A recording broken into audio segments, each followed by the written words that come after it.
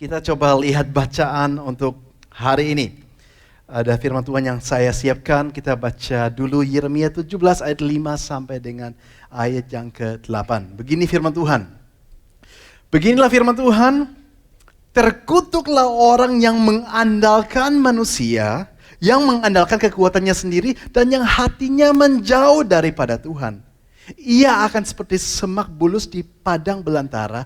Barusan kita menyanyikan satu lagu dan gak janjian. Saya nggak tahu lagu apa yang mereka siapkan, tapi ternyata tepat.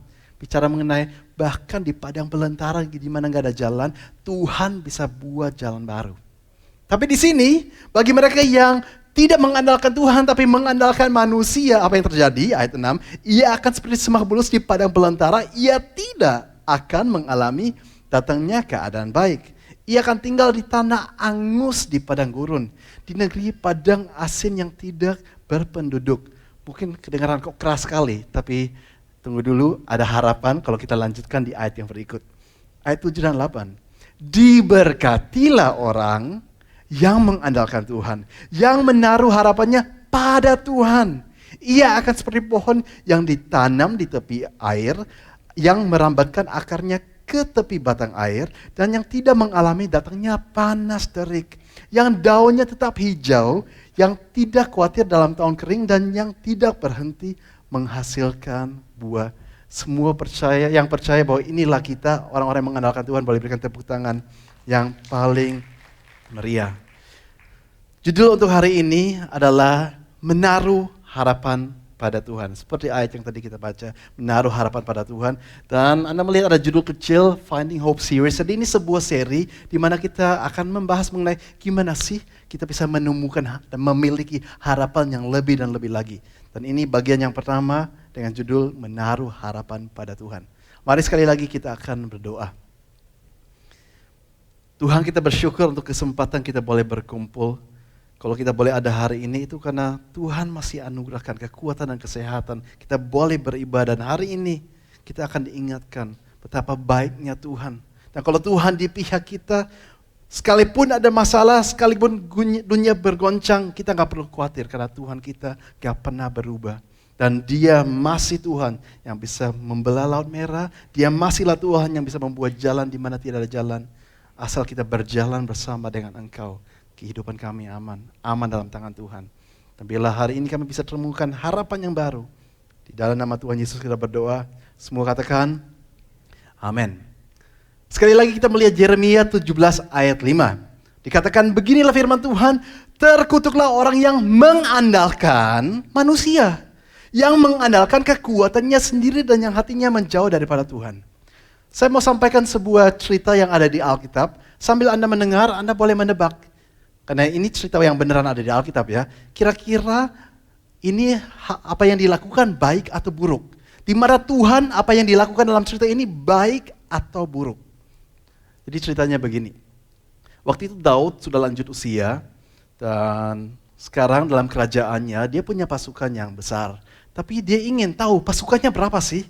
Jadi dia menyuruh ketua pasukannya namanya Yoab. Yoab dan panglima-panglimanya, dia bilang, Yoab pergilah dari ujung Israel ke ujung Israel. Dari ujung Yehuda ke ujung Yehuda. Karena waktu itu Israel, kita tahu utaranya Israel, selatannya Yehuda. Walaupun sebenarnya di zaman Daud masih jadi satu kerajaan, tapi sudah terdiri dari dua bagian.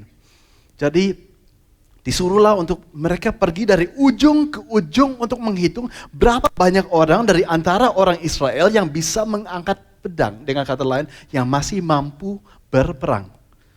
Dan waktu itu Yoab berangkat bersama panglima-panglima. Dari ujung Israel dan ujung Yehuda ke ujung lainnya, mereka membutuhkan hampir 10 bulan. Setelah 10 bulan selesai menghitung, sensusnya selesai, mereka kembali ke Raja Daud dan menyampaikan, Raja Daud, pasukan yang bisa berperang, yang bisa pegang pedang, di Israel ada 800.000, di Yehuda ada 500.000. Berarti kurang lebih 1,3 juta. Sekarang Anda boleh menebak kira-kira tugas yang Daud berikan kepada Yoab untuk menghitung pasukannya. Apakah itu hal yang baik atau hal yang buruk? Suatu yang terpuji di mata Tuhan atau suatu yang Tuhan sayangkan? Kira-kira yang mana? Saya akan lanjutkan ceritanya ya, jadi Anda akan langsung tahu bagaimana di mata Tuhan apa yang barusan dilakukan. Yoab pun, ketua pasukan ngomong kepada Daud, waktu Daud awalnya meminta kepada Yoab untuk berangkat. Yoab pun mengatakan, Raja Daud, kiranya Tuhan menambahkan kekuatan perangmu 100 kali lipat. Tapi jangan lakukan ini. Dan bahkan waktu sudah selesai melakukan pun, dan Daud mendengar jumlah tentaranya, dia mulai menyesal dan dia sadar, saya telah berdosa terhadap Tuhan. Dan bahkan kalau kita baca, Anda bisa baca di rumah, dalam 2 Samuel pasal 20 dan 1 Tawarik 21, kita bisa baca bagaimana Tuhan menganggap ini sebuah kejahatan yang Daud lakukan. Tuhan gak suka. Bahkan Tuhan itu menghukum Daud waktu itu. Saya harus tekankan memang perjanjian lama, perjanjian baru beda. Perjanjian lama memang kita melihat kalau ada sesuatu yang gak sesuai hati Tuhan, kadang-kadang seakan-akan Tuhan lebih cepat menghukum. Kalau ada bangsa yang melawan, kadang-kadang dikalahkan. Kita bukan lagi di perjanjian lama, kita sekarang di perjanjian baru, cara kerja Tuhan sekarang beda. Kita gak harus takut sedikit-sedikit dihukum. Namanya juga perjanjiannya sudah berubah, perjanjian yang baru, cara kerja Tuhan beda. Tapi hatinya Tuhan tetap sama, gak pernah berubah. Jadi kalau dulu Tuhan gak senang sesuatu kayak gini dilakukan, kita bisa mengerti bahwa Tuhan hari ini tetap gak senang. Hati Tuhan tetap kita bisa temukan di dalam cerita ini. Dan Tuhan gak suka apa yang Daud lakukan. Dan mungkin ada orang di sini yang berpikir, emangnya kenapa? Kenapa Tuhan sampai marah kalau Daud cuma mau menghitung jumlah pasukan perangnya? Tuhan itu marah dan salahnya Daud di mana? Karena Daud telah mulai menaruh harapan bukan pada kekuatan Tuhan, tetapi pada kekuatan manusia, pasukan perang yang ada. Bukan berarti salah kalau pakai hikmat. Bukan berarti salah kalau kita pakai logika mau lihat. Tapi kalau sekarang keamanan dia bukan lagi di Tuhan yang menyertai, tapi dia bisa merasa aman melawan bangsa-bangsa lain, kan dia cuma melihat jumlah, salahnya di sana. Ini sudah ada sesuatu perubahan yang terjadi di hati Daud. Harusnya umat Israel itu tampil beda. Ada ayat dalam Mazmur 20 ayat 8 yang mengatakan, bagaimana beberapa bangsa mereka menyombongkan bala tentara, bangsa lain menyombongkan persenjataan dan kuda-kuda mereka. Tetapi kemegahan kita orang Israel ada di dalam Tuhan Allah kita. Jadi sensus atau perhitungan yang Daud adakan itu menunjukkan sebuah pergeseran dalam hati Daud yang tadinya selalu mengandalkan Tuhan. Sekarang dia mulai melihat kepada kekuatan manusia, kekuatannya sendiri. Seakan-akan dia bisa mengontrol kekuatan kerajaannya dengan jumlah orang yang dia pimpin. Dan dia lupa bahwa selama ini pun walaupun musuh mau lebih banyak, asal Tuhan di pihak dia, itu lebih dari cukup.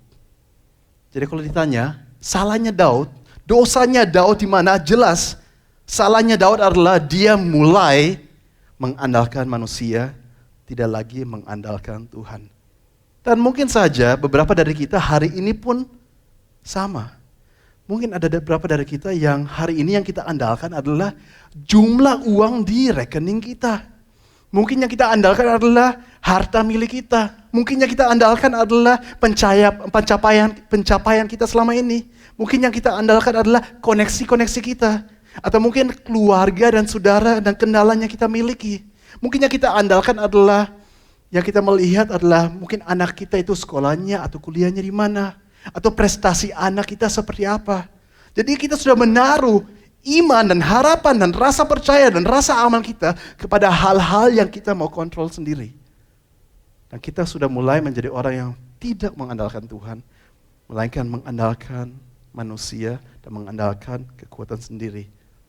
Mungkin situasi yang kita hadapi hari ini, mungkin banyak orang mengatakan, memang hari ini situasinya berat, bahkan ekonominya turun.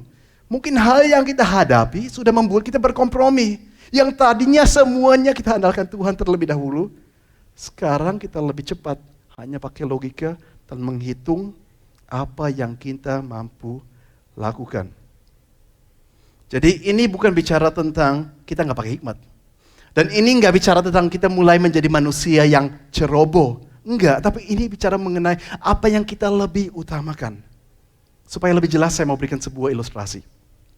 Bayangkan ada seorang, katakan dengan tubuh yang biasa, dan dia punya sebuah impian, sebuah mimpi. Saya mau menjadi seorang bodybuilder.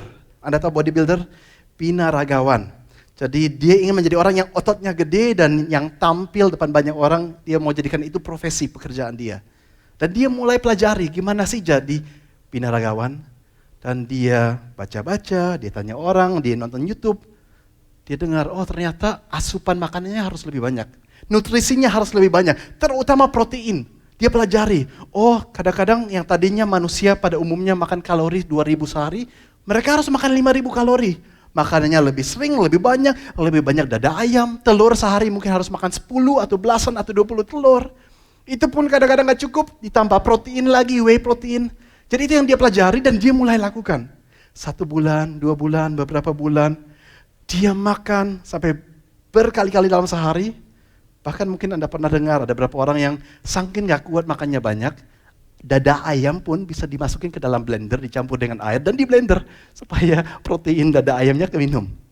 Itu semua dia lakukan, dia ikuti instruksi semua sampai 100% persis. Tapi satu hal yang dia gak pernah lakukan, dia gak mau pergi ke gym. Dia gak mau angkat beban. Jadi kira-kira dia akan berhasil gak menjadi bodybuilder, binaragawan? Otot dia kira-kira akan mulai besar gak?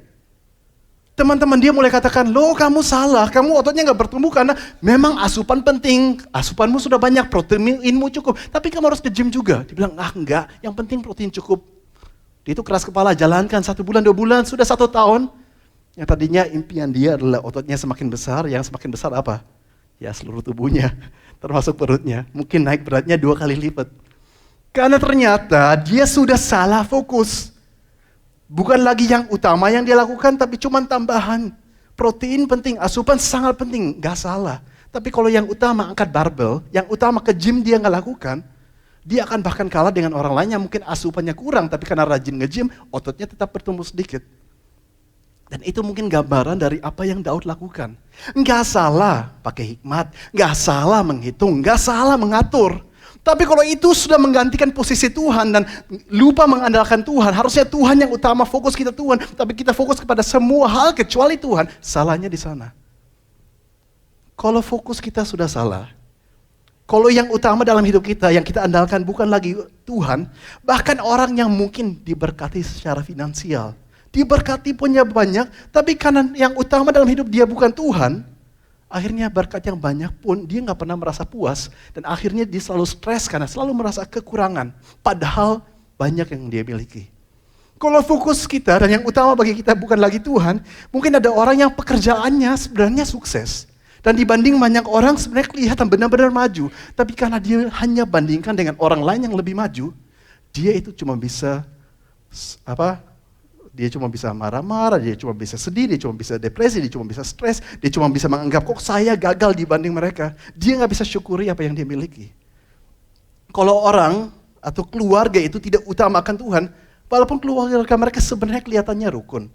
Suami istri rukun, sama anak-anak rukun, bahkan mereka planning. Kita walaupun sudah punya anak, suami istri tetap harus ngedate, harus tetap romantis, harus tetap dekat.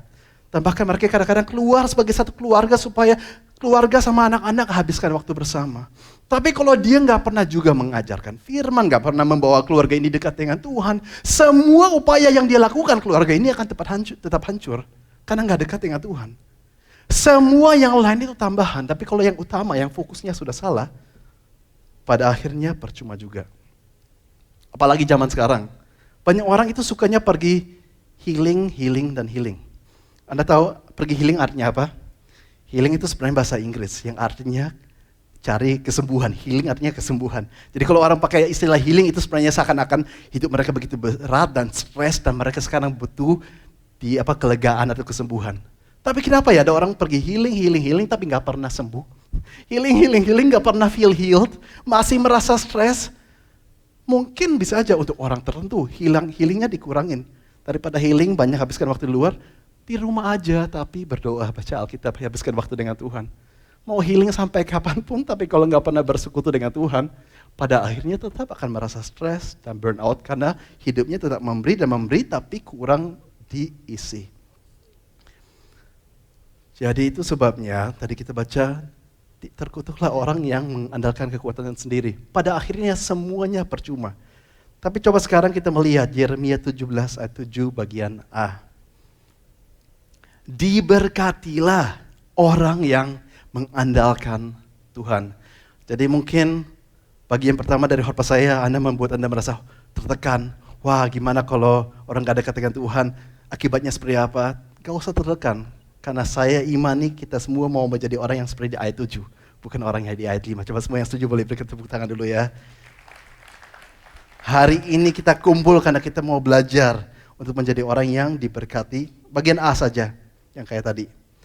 Itu diberkati karena kita mengandalkan Tuhan. Saya mau sampaikan cerita mengenai satu orang yang sangat terkenal untuk dia sukanya selalu mengandalkan Tuhan. Ada satu orang namanya George Mueller. Dia hidupnya 220 tahun yang lalu. Lahirnya 1805 di Jerman. Sebenarnya nama aslinya itu bukan George Mueller, tapi Georg Müller, karena kalau dia lahir di Jerman harusnya bacanya kayak orang Jerman, namanya Georg. Tapi Georg kalau diinggriskan menjadinya George. Nah, George Mueller ini waktu dia masih kecil, sebenarnya anak nakal. Suka sering mabuk, suka mencuri, suka main judi. Sampai satu saat, waktu dia masih muda juga, dia pergi ke satu ibadah, dan yang membuat dia bertobat bukan karena firman yang diberitakan, tapi kan dia melihat orang-orang yang hadir di sana, yang juga di tengah-tengah kegelapan, tapi kenapa ada di sana orang-orang yang hidupnya begitu beda, orang-orang yang diubahkan, dan dia tertarik. Dan dia juga pengen ikut Tuhan yang bisa mengubahkan seperti itu, dan di hari itu dia bertobat. Di masa mudanya dia bertobat, dan dia pindah ke Inggris. Di zaman itu lagi zaman industrialisasi, jadi di mana-mana ada pabrik mulai ada, dan waktu itu belum ada jam kerja yang diatur oleh pemerintah, jadi masih banyak yang kejam. Bahkan anak kecil pun banyak yang disuruh kerja. Dan dia melihat ada banyak anak kecil yang kasihan banget, bahkan gak punya orang tua, anak yatim piatu. Dan dia itu tergerak oleh belas kasihan, dan dia katakan, Tuhan, walaupun saya gak punya apa-apa, saya ingin untuk bangun rumah bagi mereka, di mana mereka bisa kenal Tuhan, di mana mereka bisa makan sampai kenyang, di mana mereka bisa diberikan pakaian, dan semua yang datang ke sana harus kenal Tuhan. Dia punya impian itu, dan Tuhan kabulkan. Jadi George Mueller ini terkenal sebagai orang yang walaupun seumur hidup nggak pernah meminta kepada satu orang pun, dia cuma mau sampaikan kepada Tuhan. Tapi pada waktu yang tepat Tuhan selalu memberikan apa yang dibutuhkan. Jadi akhirnya dia mulai bangun panti asuhan yang kecil. Bertumbuh, banyak sekali anak yang datang. Bahkan setiap hari di panti itu diajarkan tentang Tuhan, pagi-pagi mereka berdoa. Dan kalau mereka sudah lulus dari panti, sudah dewasa, itu menjadi orang yang biasanya sudah benar-benar dekat sama Tuhan. Tapi intinya pantinya bertumbuh, sampai satu saat nggak cukup tempatnya, dan dia melihat rumah yang bagus, yang besar. Dia katakan kepada orang lain, kita berdoa, rumah yang besar ini nanti bisa kita pakai sebagai panti. Temannya mengatakan, loh George, ini nggak masuk akal, kamu nggak punya uang sama sekali. Terus George bilang gini, karena saya sudah merasa seakan-akan ini Tuhan menaruh impian itu di hati saya untuk kita nanti pakai rumah ini, pasti Tuhan akan menyediakan. Dalam waktu singkat, tiba-tiba dia terima sebuah surat dengan cek di dalamnya, dengan uang yang jumlahnya sangat besar, cukup untuk membeli rumah tersebut. Coba kita boleh lihat slide. Jadi ini mulai jadi panti yang pertama yang besar yang dia bangun. Semasa hidup dia itu akhirnya sampai 5 orphanages atau panti asuhan. Semasa hidup dia sampai 10.024 anak yang lulus dari panti asuhan dia, yang menjadi orang-orang yang benar-benar mulai kenal sama Tuhan. Ini gambarnya orang itu, by the way. Dan bahkan Anda bisa cari sendiri kalau mau, di Google dan di YouTube banyak sekali biografi dan cerita mengenai hal-hal yang Tuhan lakukan melalui hidup dia. Saya cuma mau ceritakan satu aja. Waktu itu pernah di satu saat, kan pantinya besar, ratusan orang sekaligus. Pernah sampai kehabisan makanan dan juga nggak ada uang untuk beli makanan. Jadi ketua dapur panggil George Mueller dan dikatakan, kita nggak ada makanan sarapan yang kita bisa hidangkan ke anak-anak. Gimana dong? George hanya mengatakan gini, gak apa-apa, kumpulkan semua anak-anak dan kita akan tetap berdoa di meja. Kita bersyukur untuk makanan yang ada. Ketua dapur bilang, loh apa yang mau didoakan, apa yang mau disyukuri, gak ada makanan. Dia bilang, gak apa-apa, lakukan aja, kita kumpul dan kita mau berdoa. Jadi semua anak-anak dikumpulkan di meja-meja itu. Dan akhirnya dia berdoa, Tuhan kita bersyukur untuk makanan dan minuman yang Tuhan akan berikan. Amin. Hanya hitung berapa detik, tiba-tiba kedengaran ada orang yang ketuk pintunya. Terus dibuka pintunya, ternyata di sana ada baker. Baker itu adalah tukang buat roti. Bakernya ceritakan, Pak George, Saya semalaman gak bisa tidur. Seakan-akan saya dikasih dorongan yang begitu kuat. Saya harus bikin banyak sekali roti untuk dibawa ke panti Anda. Jadi saya hanya mau taat saja, saya sudah membawa banyak roti. Jadi akhirnya George membawa, tiba-tiba semua anak-anak dapat makanan. Baru menghitung mungkin berapa menit. Ada lagi yang ketok di pintu, dibukakan. Ada seorang milkman. Anda tahu milkman? Zaman itu masih ada milkman, artinya tukang susu. Jadi orang keliling, zaman itu nggak ada kulkas. Jadi ada orang keliling untuk membagikan atau menjual susu. Karena nggak ada kulkas, harus cepat dihabiskan di hari itu juga. Ternyata gerobak susunya rusak, patah persis depan panti. Jadi si tukang milkman ini ketok dan dia bilang, Pak George, ini susunya akan busuk semua kalau saya nggak bagikan hari ini. Tapi gerobak saya rusak, nggak bisa dibagikan. Gimana kalau kamu ambil aja semua? Dibawa ke dalam dan ternyata sesuai dengan doanya, semua anak-anak itu hari itu bisa makan kenyang, makan dan minum. Boleh nggak ya tepuk tangan untuk Tuhan Yesus Kristus.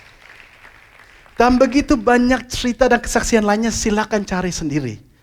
Kalau dalam biografinya atau di mana saya sempat baca, dikatakan bahwa dia hitung semasa hidupnya, dia dan istrinya dan anak-anak panti, kalau dijumlahkan, jawaban doa yang mereka kumpulkan, yang terjawab, adalah lebih dari 50.000 jawaban doa.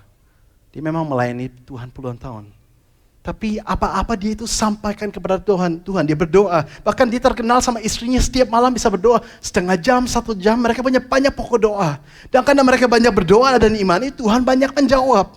Jadi kalau Anda dan saya nggak mau naikkan doa kita kepada Tuhan, yang rugi siapa? Ya yang rugi adalah kita sendiri. Coba kita lanjut Yeremia 17 ayat 7. Slide berikut. Diberkatilah orang yang mengandalkan Tuhan, yang menaruh harapannya pada Tuhan. Sekarang pertanyaan yang mungkin muncul setelah baca ini. Oke, saya sudah sering dengar, kita harus menaruh harapan pada Tuhan. Saya tahu, saya anak Tuhan, saya Kristen, harusnya berharap pada Tuhan. Tapi gimana sih caranya berharap pada Tuhan? Gimana caranya saya menaruh harapan itu pada Tuhan, supaya saya nggak perlu khawatir akan hari esok? Saya tahu seharusnya jangan khawatir, tapi caranya bagaimana? Nah itu yang kita mau jawab hari ini. Karena mungkin yang kita harapkan bisa banyak hal. Satu orang itu mungkin harapkan mungkin terobosan di pekerjaannya, di bisnisnya. Mungkin ada masalah dalam bisnis atau pekerjaan dia. Mungkin orang lainnya memang butuh berkat finansial, uang. Orang lain itu punya masalah di keluarga. Orang lain mungkin punya orang yang dia kasihi, entah itu orang tua atau anak atau teman yang belum kenal Tuhan, yang dia punya harapan supaya mereka bertobat. Dan begitu banyak hal yang lain yang tentunya kita semua, setiap orang di sini saya yakin, kita harapkan berapa hal yang mungkin belum terjawab. Gimana kita menjadi orang yang bisa menaruh harapan itu kepada Tuhan? Dan mungkin jawabannya bisa banyak. Tapi paling enggak salah satunya kita mau bahas hari ini. Jadi saya memilih hari ini saya mau cuma bahas satu saja. Karena kalau cuma satu lebih gampang untuk kita praktekkan selama beberapa minggu ke depan. Dan kapan-kapan kita ketemu lagi kita bisa lihat jawaban kedua, jawaban ketiga. Jadi kita bisa teruskan hal ini. Jadi untuk hari ini dulu satu hal apa yang kita bisa lakukan untuk menaruh harapan kepada Tuhan. Saya mau menunjukkan sebuah quote. Quote-nya dikatakan oleh pendeta Stuart Olliott dan dia katakan, "There is such a thing as praying yourself empty." Nah ini biasanya kan langsung ada terjemahan di bawahnya. Kali ini nggak ada terjemahan karena memang kalimat ini susah diterjemahkan secara singkat dalam satu kalimat. Jadi saya mau terjemahkan, saya butuh deskripsikan. Jadi ini maksudnya, there is such a thing as praying yourself empty, artinya ada yang namanya kita bisa berdoa sampai kosong. Kosong itu dalam artian karena semua sudah disampaikan, gak ada lagi yang kita bisa sampaikan. Gak tahu lagi apa yang mau disampaikan karena sekarang hati kita plong, semuanya sudah disampaikan. Jadi there is such a thing as praying yourself empty. Dan saya mau menjelaskan. Pada saat kita bersekutu dengan Tuhan, kita bicara kepada Tuhan, kita mengucap syukur untuk hal-hal yang Tuhan sudah lakukan kepada kita, dan kita minta hal-hal daripada Tuhan. Dan setelah itu kembali kita bicara kepada Tuhan, kita bersyukur untuk hal-hal yang Tuhan sudah buat, dan kita minta hal-hal. Dan semakin lama mungkin kita merasa beban kita semakin berkurang. Dan itu seperti yang dikatakan dalam Alkitab, di mana dikatakan begini, serahkan bebanmu kepada Allah, Ia akan memelihara engkau. Tapi mungkin ada orang katakan, iya tapi kenyataan kalau saya berdoa dan saya sudah serahkan beban saya kepada Tuhan, kembali lagi bebannya. Kembali lagi, akhirnya khawatir lagi, kepikiran lagi. Jadi apa yang harus dilakukan? Yang harus dilakukan, kembali, kita bicara kepada Tuhan, kita bersyukur untuk hal-hal yang Dia sudah buat, terus kita minta hal yang kita mau minta. Kalau kekhawatirannya kembali lagi, gak apa-apa, diulangi. Semakin lama kita merasa, ternyata khawatir yang muncul lagi semakin berkurang. Sampai satu saat, benar-benar kita merasa lega, gak ada lagi yang kita mau sampaikan. Sudah benar-benar seakan-akan plong hati kita. Dan bukankah itu gambaran dari, coba kita lihat Filipi 4 ayat 6 dan 7. Janganlah hendaknya kamu khawatir tentang apapun juga, itu kerinduan Tuhan. Sebenarnya Tuhan mau kalau bisa kita semua gak perlu khawatir, memang kenyataannya susah. Tapi sebenarnya Tuhan mau janganlah hendaknya kamu khawatir tentang apapun juga, tetapi nyatakanlah dalam apa? Segala hal. Apakah dalam beberapa hal? Apakah dalam hal-hal tertentu? Dikatakan dalam segala hal nyatakan keinginanmu kepada Allah. Dalam doa dan permohonan, gak apa-apa kita minta, kita memohon, gak apa-apa. Dengan ucapan syukur, jadi bukan cuma memohon toh, tapi kita juga bersyukur untuk semua kebaikan Tuhan. Kita juga memuji Dia, jadi kita juga menunjukkan betapa kita berterima kasih. Ayat 7, dan damai sejahtera Allah yang melampaui segala akal, akan memelihara hati dan pikiranmu dalam Kristus Yesus. Belum tentu doanya langsung dijawab. Belum tentunya juga doanya akan dijawab, jangan-jangan di luar kehendak Tuhan. Tapi pas kita sampaikan sampai satu saat, Tuhan memberikan damai sejahtera. Kita merasa kita connect dan dekat dengan Tuhan. Yang tadinya adanya kekhawatiran, sekarang adanya iman. Yang tadi ketakutan, sekarang adanya harapan. Itu sesuatu yang Tuhan berjanji Dia akan lakukan. Tapi pertanyaan saya, kapan terakhir kita benar-benar ambil waktu untuk bersekutu dengan Tuhan seperti ini? Kalau cuma kita sebatas bangun pagi, doa 1 menit karena bangun pagi. Terus sehari 3 kali 10 detik, doa karena makan. Terus pas tidur, doa lagi 1 menit. Kalau doa kita cuma seperti itu, ya kita gak pernah akan alami ini. Yang Tuhan inginkan adalah koneksi. Yang Tuhan inginkan adalah hubungan. Gimana sih caranya menaruh harapan kepada Tuhan? Ya kita sampaikan. Dan kalau kita khawatir lagi, disampaikan lagi. Dan janji Dia, dan Dia pasti setia. Kalau kita itu suka duduk di kaki Yesus, seperti Maria suka duduk di kaki Yesus, orang itu akan mengalami kelegaan. Orang itu akan mengalami bebannya ringan. Orang itu akan mengalami damai sejahtera. Ketakutan, kekhawatiran, dan seterusnya digantikan dengan damai, sukacita, dan kepuasan. Kalau ada orang tanya, tapi misalnya gimana ya kalau doa saya tetap belum dijawab?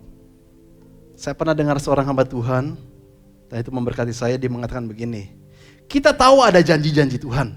Dan bagus kok kalau kita percaya kepada janji-janji Tuhan tersebut. Tapi sikap kita terhadap Tuhan gak boleh ditentukan oleh apakah doa kita dijawab atau enggak. Dijawab maupun tidak dijawab, sikap kita terhadap Tuhan seharusnya gak boleh berubah.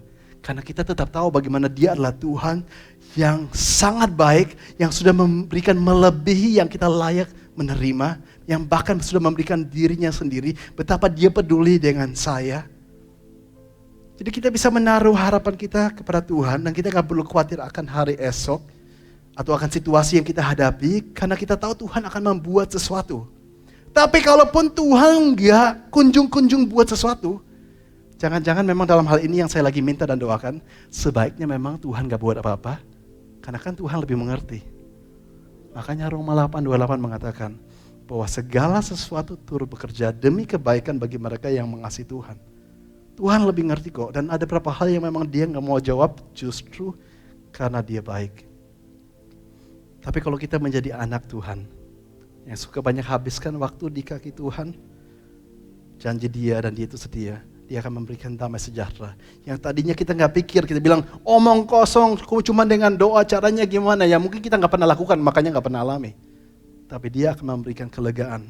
Dia akan memberikan beban yang rasanya ringan. Jadi yang tadinya berat kerasa ringan. Kita akan mengalami yang namanya sukacita, damai sejahtera, dan harapan itu akan muncul. Apakah ada cara-cara lain untuk menemukan harapan dalam Tuhan? Ada, kita bahas lain kali. Tapi kalau saya boleh berikan satu PR, coba mulai dari sekarang. Dan hari-hari esok, minggu-minggu depan, mari kita menjadi orang yang beneran bersekutu dengan Tuhan. Yang beneran ada komunikasi dengan Tuhan. Dan saya yakin hidup kita akan berubah, tidak akan sama lagi. Coba semua yang setuju berikan tepuk tangan paling meriah untuk Tuhan Yesus. Kalau saya bisa merangkum apa yang kita sudah belajar bersama hari ini, saya akan merangkumnya dengan quote yang tadi kita sudah baca, Yaitu there is such a thing as praying yourself empty. Ada yang namanya berdoa sampai plong. Memang ada. Coba kita lakukan. Saya yakin Tuhan itu setia. Mari kita berdoa bersama.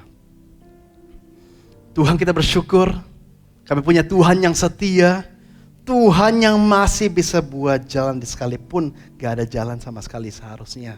Tuhan yang ada di pihak kita, yang mengerti apa yang kita membutuhkan bahkan sebelum kita memintanya. Tapi Engkau rindu untuk kita menjadi orang yang bersekutu dengan Engkau. Tuhan, mampukan kami semua, berikan kepada kami semua kerinduan untuk mau semakin dekat.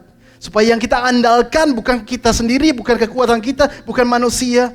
Tapi hanya Engkau saja. Dan kami percaya bersama dengan Engkau, hal-hal yang luar biasa akan kami alami. Ini doa kami di dalam nama Yesus. Mau katakan, amin. Tuhan Yesus memberkati.